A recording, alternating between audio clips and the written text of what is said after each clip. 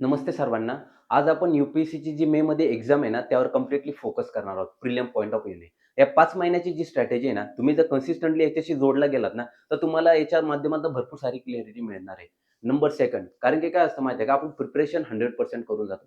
पण ज्यावेळेस आपण एक्झाम हॉलमध्ये जातो ना, तर 100 मधनं जवळपास आपल्या 20-25% क्वेश्चन जे असतात ना, ते आपल्याला फेवरमध्ये असतात. तिथं आपण ते टॅकल करता येतं आपल्याला, जर आपण चांगल्या पद्धतीनं प्रिपरेशन केलं असतं तर.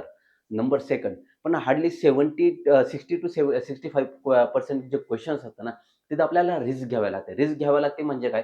तिथं त्यावेळेस आहे ना, आपलं जर काही गोष्टीत आपण जर म्हणजे प्रॉपरली नाही का माइंड मॅप तयार करून गेलो, की अशा पद्धतीने क्वेशन पडले, तर आपण कशा पद्धतीने टॅकल करायचे, याची आपल्याकडे स्ट्रॅटेजी असली पाहिजे. ती स्ट्रॅटेजी जर असली ना तुम्ही, तर ते 60 टू 65% जे क्वेशन असतात ना, तिथं तुम्ही रिस्क घेऊ शकतात आणि रिस्क घेऊन आहे ना, तो क्वेशन टॅकल करू शकतात. म्हणजे असं इतकं अवघड नसतं या गोष्टी.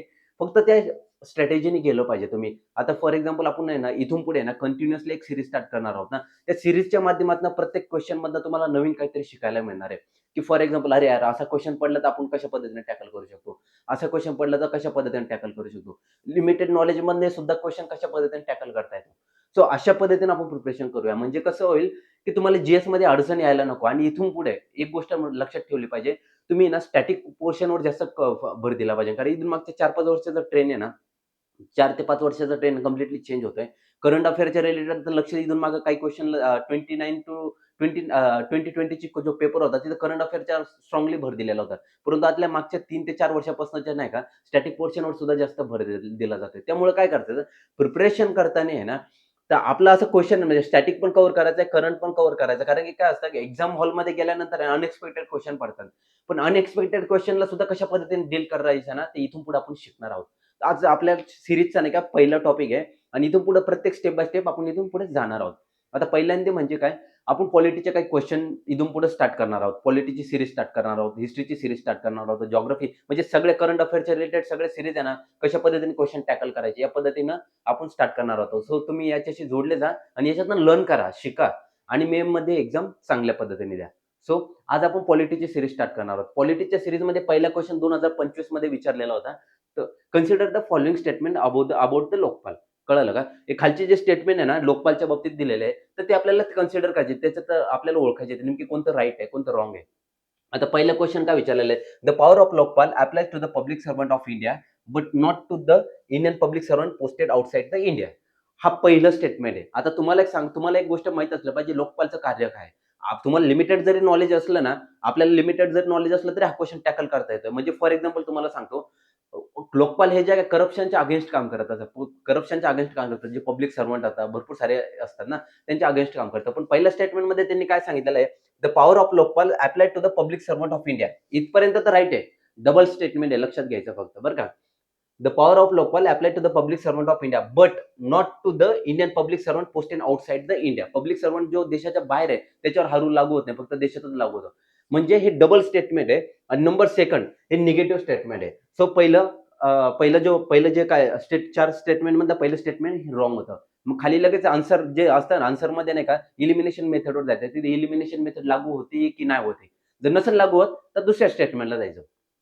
दुसरं स्टेटमेंट काय सांगितलेलं आहे? The chairman or a member शाल not be a member of the parliament. काय सांगितलं इथं? लोकपालचं जे चेअरमन असतं ना, चेअरमन ऑर अ मेंबर शाल not be a member of parliament or a member of legislator of the state or union territory. इथपर्यंत तर बरोबर आहे. कारण की जो चेअरमन असतो त्याचे मेंबर असतात ना, ते member of parliament, state legislature member नसतात. हे डायरेक्ट स्टेटमेंट आहे इथपर्यंत दिलेलं. पण डबल स्टेटमेंट आलेलं आहे इथं. And only the Chief Justice of India. Question बघा, ट्रॅप आहे हा. ट्रॅप जर तुम्ही इथं फसला गेलात ना, तर इथं क्वेशन निगेटिव्ह होण्याचे चान्सेस भरपूर असतात. इथं काय विचारलंय? Only the Chief Justice of India whether incumbent or retire has to be its chairperson. इथं बघा, इथं only the Chief Justice of India whether incumbent or retired has to be the its chairperson. हे double statement आहे. हे wrong statement आहे. आणि इथं बघा ट्रॅप कसं विचारलं? Only the Chief Justice of India. म्हणजे एक भरपूर सारे स्टेटमेंटमध्ये म्हणजे भरपूर साऱ्या क्वेशनमध्ये अशी गोष्ट नाही आहे. काही-काही क्वेशनमध्ये असा ट्रॅप येण्याचे चान्सेस भरपूर आहेत. हे डबल स्टेटमेंट आहे, लाँग स्टेटमेंट आहे. हे कॅन्सल होतं इथे. Number 3 the chairperson or a member. Third statement बघून घ्या. Chairperson or a member shall not be a person of the chairperson or a member shall not be a person of less than 45 years of age on the date of assuming office as the chairperson or a member as the case may be. हे काय statement आहे? Direct statement आलेलं आहे बघा. तुम्हाला एक गोष्ट सांगतो, हे असे स्टेटमेंट असतात डायरेक्ट स्टेटमेंट मोस्टली बरोबर असतात. जर पहिलं जसं स्टेटमेंट मी तुम्हाला म्हटलं ना, पहिलं स्टेटमेंट रॉंग आलं, दुसरं स्टेटमेंट काय आलं, दुसरं स्टेटमेंट पण रॉंग आलं. Third statement, the chairperson or a member shall not be a person not less than 45 years of age on the date of assuming office as a chairperson or a member as the case may be. हे direct statement आलेलं आहे. हे wrong नाहीये, हे सही आहे. कळालं का? नंबर 4 स्टेटमेंट काय सांगितलेलं आहे, Lokpal can not enquire into allegations of corruption against the sitting prime minister of India. तुम्हाला एक गोष्ट सांगतो, हे जे आहे ना मेन्शन नाही केलेलं, पण लिमिटेड पॉवर लोकपालकडे आहे, की काही सर्टन कंडिशनमध्ये ना लोकपाल प्राईम मिनिस्टरची सुद्धा इन्क्वायरी करू शकतो. इथं काय सांगितलेलं आहे, Lokpal can not inquire. Lokpal inquiry नाही करू शकत into the allegations of the corruption against the sitting prime minister of India. कळलं का? हे पण निगेटिव्ह स्टेटमेंट आहे. तर याच्यामध्ये स्टेटमेंट काय, पहिलं तर कॅन्सल झालंय. पहिलं निगेटिव्ह स्टेटमेंट होतं. हे डबल स्टेटमेंट आलेलं आहे आणि हे पण आहे ना, इथं ट्रॅप होता, तर त्यामुळे हे पण कॅन्सल झालेलं आहे. हे रॉंग, हे पण रॉंग आहे, हे पण रॉंग आहे. नंबर 3 आहे, डायरेक्ट स्टेटमेंट आलेलं आहे. हे बरोबर आहे. नंबर 4 आहे, हे पण रॉंग आहे. सो आन्सर काय आहे? आन्सर म्हणजे आता हे बघा, याच्यामध्ये आन्सर काय, ओन्ली 3. समजलं का? याच्यामध्ये काय आहे, इथं काय आहे, ओन्ली 3 बरोबर आहे. फर्स्ट रॉंग आहे, सेकंड रॉंग आहे आणि फोर्थ रॉंग आहे. आता नंबर सेकंड क्वेश्चन आहे. तुम्हाला मी एक क्वेश्चन सांगतो, काय आहे, याला एलिमिनेट पण करायचं शिकलं पाहिजे. आणि ट्रॅप डबल स्टेटमेंट असतं ना, डबल स्टेटमेंटमध्ये ट्रॅप असतो. आपल्या माइंडमध्ये तेवढी गोष्ट क्लिअर असली पाहिजे. हे ट्रॅप असलं ना, तिथं पटकन ओळखायचं, तिथं क्युरियस राहायचं, की जागरूक राहायचं. अरे, इथं चुकण्याचे चान्सेस भरपूर काय असतात. तिथं 1 मार्क्स वाढण्याचे सुद्धा चान्सेस भरपूर असतात. So number second question. Question second. Consider the following statement with regard to the pardoning power of the president of India. म्हणजे क्षमादानाचा जो प्रेसिडेंटचा जो अधिकार आहे ना, त्याच्यावर हा क्वेश्चन पडलेला आहे. सो तुम्ही काय आता त्याच्यामध्ये पहिलं स्टेटमेंट काय सांगितलेलं आहे त्यांनी, the exercise of the power by the, याच्याबरोबर हा पहिलं वाचलं ना, तर खाली हे पण वाचून घ्यायचं, which of the following given above is or are correct. याच्यामध्ये दोघांपैकी एक कोणतं क्वेश्चन हा करेक्ट आहे, असा हा क्वेश्चन विचारलेला आहे. तर पहिलं स्टेटमेंट काय दिलेलं आहे, the exercise of the power by the president can be subjected to the limited judicial review. आता तुम्हाला आठवतं का, 1980 साली सुप्रीम कोर्टाने एक जजमेंट दिलं होतं बारोबारी केसमध्ये. त्याच्यामध्ये ज्युडिशियल रिव्ह्यूचे नाही का एक स्टेटमेंट दिलं होतं. म्हणजे हे तिथं लागू होतं. क्वेश्चन बघा कुठं ट्रॅप कसा असतो. हे डायरेक्ट स्टेटमेंट आले. The exercise of the power by the president can be subjected to the limited judicial review. Limited question कुठे चुकतं माहिती आहे का आपल्याला? आपण एकाशी छोट्या वर्डवर यूपीएससी खेळायचं काम करतो. लिमिटेड ज्युडिशियल रिव्ह्यू हे डायरेक्ट स्टेटमेंट आहे. हे आन्सर आहे ना, हे बरोबर आहे first. Number second. The president can exercise this power without the advice of the central government. President काय आहे, तर त्याचे पॉवर जे असतं ना, ते एक्सरसाइज करतो. कशा, without the advice of the government, असं त्या स्टेटमेंटमध्ये सांगितलं. पण ॲक्चुअली प्रेसिडेंट जो असतो ना, तो काउन्सिल ऑफ मिनिस्टरच्या म्हणजे ज्यावेळेस म्हणजे हे जे स्टेटमेंट रॉंग आहे. President can exercise power with काय सांगितलं, विदाउट. क्वेश्चन बघा कुठे खेळाय, विदाउट द, हा बघा इथं क्वेश्चन खेळायला UPSC, without the advice of the central government. President जे काम करतं ना, सेंट्रल गव्हर्नमेंटच्या मार्ग, म्हणजे सेंट्रल गव्हर्नमेंट जे ॲडवाइस देईल ना, त्याच्या बेसिसवरच काम करत असतात. इथं त्यांनी क्वेश्चन आहे ना विदाउट टाकलेला आहे. हा ट्रॅप आहे. त्याकरता हा क्वेश्चन रॉंग आला. नंबर याचा आन्सर काय आलं, only first. Only first answer आहे. आता नंबर 3 क्वेश्चन आहे. आता तुम्हाला एक गोष्ट सांगतो. हे आहे ना, हे स्टेटमेंट खूप मोठमोठे दिलेले आहेत त्याच्यामध्ये. हा एक ट्रॅप आहे. या ट्रॅपमधनं सुद्धा तुम्ही जर काही वाचलेलं जरी नसेल ना, तर आपण इथं सुद्धा सॉल्व्ह करू शकतो. तुम्हाला एक एक्झाम्पल सांगतो कशा पद्धतीनं. इथं 2025 ला क्वेश्चन विचारलेला आहे. काय विचारलेलं आहे? On the dissolution of the House of the People. काय सांगितलेलं आहे? हाऊस ऑफ द पीपल जे dissolution, on the dissolution of the House of the People, the speaker shall not vacate his or her office until immediately before the first meeting of the House of the People after the dissolution. हे direct statement आलेलं आहे. कळालं का? तिथं काय सांगितलेलं आहे? The dissolution of the House of the People. म्हणजे लोकसभेचे डिझॉल्युशन होतं ना, डिझॉल्युशन झाल्यानंतर काय असतं माहिती आहे का? The speaker shall not vacate his or her office. Speaker जो असतो ना, त्याचं पद आहे ना, त्याचं पूर्णपणे व्हॅकेट नाही होत लगेच. Immediately before the first meeting of the House of the People after the dissolution. Meeting of the House, meeting of the House of the People after the dissolution. हे जे स्टेटमेंट आहे ना, हे डायरेक्ट स्टेटमेंट आलेलं आहे. तुम्ही ज्यावेळेस आहे ना स्पीकरच्या रिलेटेड तुम्ही वाचाल ना, हे स्टेटमेंट जसं आहे तसं लक्ष्मीकांतमधनं उचललेलं आहे. आणि कॉन्स्टिट्यूशन मध्ये सुद्धा जसं आहे तसंच लिहिलेलं.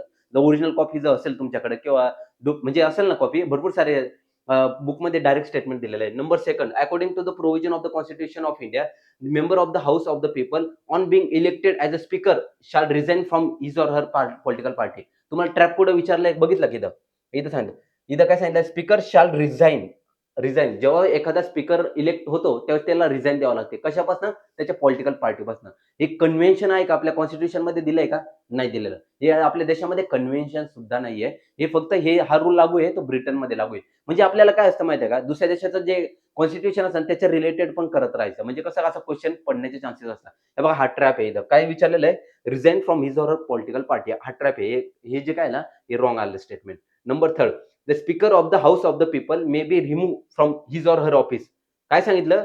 Speaker of the House of the people may be removed from his or her office by a resolution of the people passed by the majority all the then member. हे बघा, the majority of the all the then member of the house. हे लक्षात घ्यायचं. आणि the number त्याला लगेच second statement दिलेलं आहे. Provided that no resolution shall be remove unless at least minimum लेवलला आहे. At the 14 days notice has been given to the intention to the move to the resolution. तुम्हाला एक सांगतो, हे पण डायरेक्ट स्टेटमेंट आलेलं आहे. म्हणजे हे जे लॉंग स्टेटमेंट असतं ना, हे केअरफुली रीड करायचे, केअरफुली. आणि हे जे सेकंड ऑप्शन आहे ना, हे रॉंग आहे. मग सेकंडला आपण जर इलिमिनेट केलं, सेकंडला जर तुम्ही हे सेकंडला इलिमिनेट केलं, इथं सेकंड म्हणजे फर्स्ट रॉंग आलं, सेकंड रॉंग आलं आणि फोर्थ रॉंग आलं. तर राहिलं काय? इथं फर्स्ट अँड थर्ड.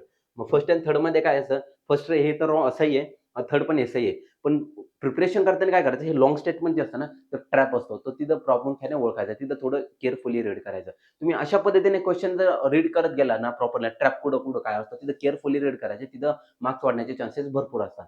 सो अशा पद्धतीने प्रिपरेशन केलं पाहिजे. आणि इथून पुढे आपण कंटिन्युअसली सीरीज स्टार्ट करणार आहोत, की ज्यावर प्रत्येक क्वेश्चनचं एनालिसिस करणार आहोत, त्याच्या डेप्थमध्ये जाणार आहोत आणि कशा पद्धतीने फ्युचरमध्ये मुलांनी टॅकल करायचे क्वेश्चन. जर आपल्याला येत नसेल तरी कशा पद्धतीने टॅकल करायचे, यावर ॲक्युरेसी सगळ्यात जास्त आली पाहिजे, या दृष्टिकोनातून काम करणार आहोत.